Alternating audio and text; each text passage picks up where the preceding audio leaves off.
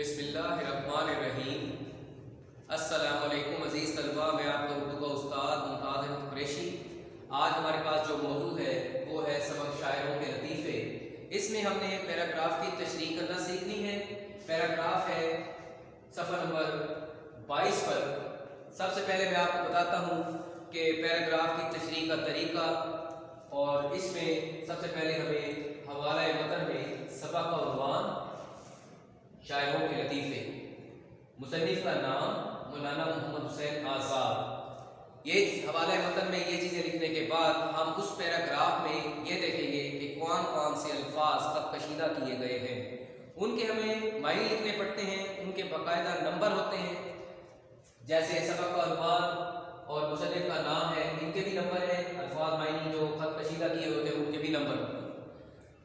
صفحہ نمبر 22 پر ہے، ایک شاگرد اکثر بے روزگاری کی شکایت سے سفر کا ارادہ ظاہر کیا کرتے تھے، اور خواجہ صاحب یعنی حیدر علی آتش اپنی آزاد مزاجی سے کہا کرتے تھے کہ میاں کہاں جاؤ گے؟ 2 گھڑی مل بیٹھنے کو غنیمت سمجھو، اور جو خدا دیتا ہے اس پر صبر کرو۔ ایک دن وہ آئے اور کہا کہ حضرت رخصت کو آیا ہوں۔ فرمایا خیر باشد کہاں؟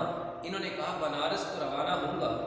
کچھ فرمائش ہو تو فرما دیجئے۔ آپ ہنس کر بولے اتنا کام کرنا کہ وہاں کے خدا کو ذرا ہمارا بھی سلام کہہ دینا۔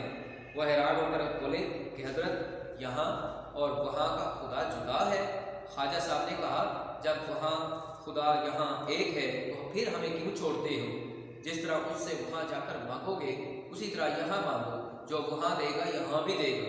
اس بات نے ان کے دل پر ایسا اثر کیا کہ سفر کا ارادہ موقوف کیا اور خاطر جمی سے بیٹھ گئے۔ یہ تھا بیٹا پیراگراف۔ اب ہم اس میں مشکل الفاظ کے معنی دیکھتے ہیں۔ 2 گھڑی، تھوڑی دیر، چند لمحے، مل بیٹھنے، اکٹھا بیٹھنا، غنیمت، قیمتی، کافی۔ اس کے بعد ہے رخصت یعنی اجازت طلب کرنا، جانا، خیر باشد خیریت سے، بنارس انڈیا کا ایک شہر ہے۔ اس کے بعد ہے جی نیکسٹ پیج پر 23 صفحے پر جدا، الگ، علیحدہ۔ پھر ہے بیٹے موقوف، ترک کر دینا، ختم کر دینا، خاطر جمی، اطمینان۔ اب ہم بیٹے پیراگراف کو اس کی تشریح کرنے کا طریقہ کار یہی ہوتا ہے کہ ہم اس پیراگراف کے اندر رہتے ہوئے اس کو ان باتوں کو کھول کر بیان کرتے ہیں اپنے الفاظ میں، لیکن اس پیراگراف سے ہم نے باہر نہیں نکلنا۔ تو میں آپ کو ہر لائن کو بدل کے بتاتا ہوں اور آپ بھی غور سے سنیں۔ خواجہ صاحب کے ایک شاگرد تھے جن کے مالی حالات بہت تنگ تھے، اکثر بے روزگار رہتے تھے اور اس شکایت سے سفر کا ارادہ کیا کرتے تھے۔ اکثر خواجہ صاحب کے پاس آتے تھے اور کسی شہر میں جانے کا ارادہ کہتے تھے۔ خواجہ صاحب بڑے آزاد مزاج تھے، وہ کہتے تھے کہ میاں اس شہر کو چھوڑ کر آخر کہاں جاؤ گے، کہاں بھٹکو گے؟ یہی غنیمت ہے، یہی قیمتی ہے کہ ہم دونوں چند لمحوں کے لیے اکٹھے مل کر بیٹھ جاتے ہیں۔ اللہ تعالیٰ تمہیں اس شہر میں جو دے رہا ہے اسی پر صبر کر جاؤ۔ ایک دن وہ شاگرد جلدی جلدی آئے اور کہا کہ خواجہ صاحب آج تو مجھے اجازت دیجیے، میں یہاں سے جا رہا ہوں۔ آپ نے فرمایا خیریت سے؟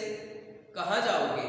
شاگرد نے کہا میں کل صبح بنارس روانہ ہو جاؤں گا، ہو سکتا ہے وہاں پر اللہ تعالیٰ مجھے روزی رزق دے دے۔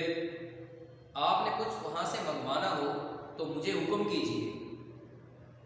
آپ ہنس کر بولے بس اتنا سا کام کر دینا کہ وہاں جو خدا ہے اس کو میرا سلام کہہ دینا۔ شاگرد بڑے حیران ہوئے اور بولے خواجہ صاحب وہاں خدا الگ ہے اور یہاں خدا الگ ہے۔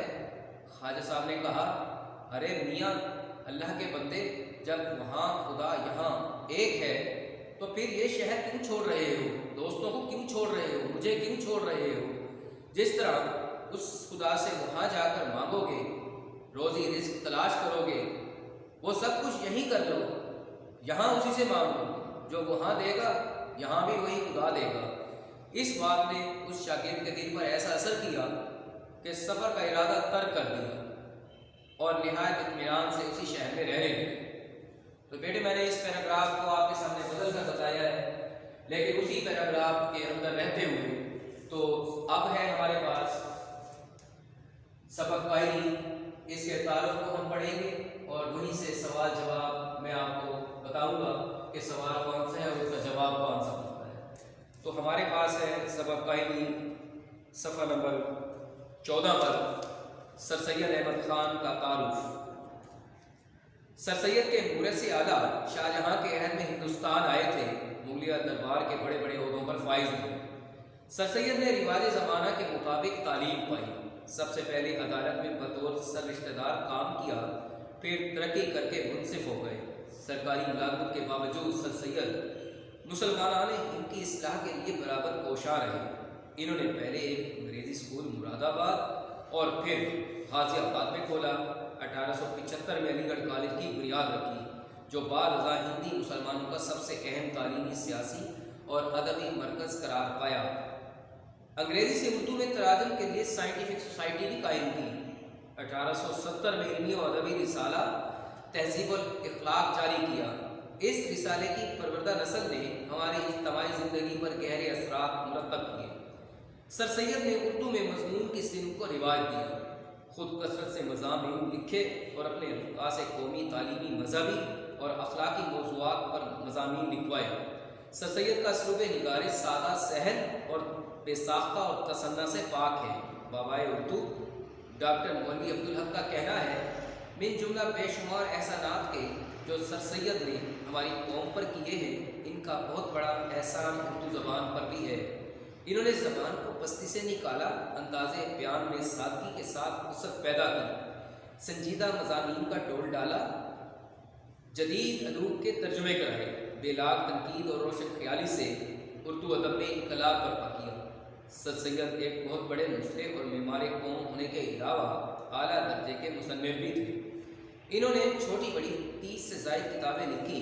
तकरीरें, खतूत और मज़ामीन के मजमूए इनके अलावा है। इनकी अहम तसानीफ़ में असारुल सनादी, रिसाला असबाब बगावत हिंद, खुतबात अहमदिया और तफसीर कुरान शामिल हैं। ये था बेटे सर सैयद अहमद ख़ान का तारुफ। अब मैं आपको सवाल बताऊंगा और उनके जवाब भी बताऊंगा। पहला सवाल है, सर सैयद अहमद ख़ान कब पैदा हुए? तो इसका जवाब है, सर सैयद अहमद ख़ान 1817 में पैदा हुए। उसके बाद दूसरा सवाल है, अलीगढ़ कॉलेज की बुनियाद कब रखी गई? तो इसका जवाब है, 1875 में अलीगढ़ कॉलेज की बुनियाद रखी गई। तीसरा सवाल है, रिसाला तहज़ीबुल अख़लाक़ कब जारी किया गया? रिसाला तहज़ीबुल अख़लाक़ 1870 में जारी किया गया। अगला सवाल है, सर सैयद अहमद ख़ान ने उर्दू अदब में किस सिन्फ़ को रिवाज दिया? इसका जवाब, सर सैयद ने उर्दू में मज़मून के सिन्फ़ को रिवाज दिया। उसके बाद आखिरी सवाल है, सर सैयद की 3 किताबों के नाम लिखे, यानी 3 तसानीफ़ के नाम लिखे। आसारुल सनादी, रिसाला असबाब बगावत हिंद, खुतबात अहमदिया और तफसीर कुरान। ये बेटे सवालात थे तारुफ में से। इनके जवाबात मैंने आपको बताए और तारुफ की रीडिंग की।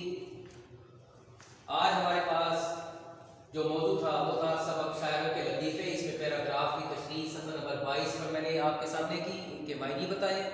हवाला मतन में क्या क्या चीज़ लिखना है वो मैंने आपको बताया। उसके बाद मुश्किल अल्फाज के मायने हमने पढ़े और फिर सबक कायली, इसके मुसन्निफ़ का तारुफ हमने, इसकी रीडिंग की और उसमें जो सवालात अहम थे उनके जवाबात भी मैंने आपको बताए हैं। अज़ीज़ तलबा, अगर आपको आज के इस लेक्चर में कोई बात समझ में ना आई हो तो आप मुझसे मेरे व्हाट्सएप नंबर पर भी रब्ता कर सकते हैं और जो लिंक हमने आपको भेजा है वहाँ से भी मदद ले सकते हैं। अल्लाह ताला आपको कामयाब करे। बहुत शुक्रिया।